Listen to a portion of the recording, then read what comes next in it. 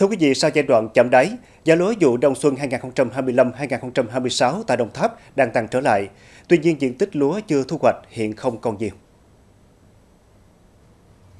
Ghi nhận sáng nay 15 tháng 4, tại cánh đồng xã Phú Thọ, lúa tươi được thương lái thu mua ở mức 6.000 đồng một ký đối với giống Đài Thơm 8 và 6.100 đồng một ký đối với giống OM18, tăng từ 200 đến 500 đồng một ký so với khoảng 10 ngày trước.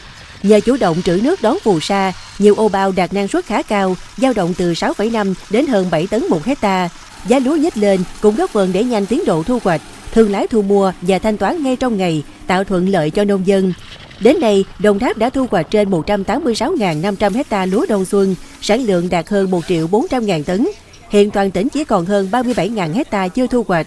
Nông dân cũng đã xuống giống vụ hè thu với hơn 87.000 hecta, trên 210.000 hecta kế hoạch đề ra.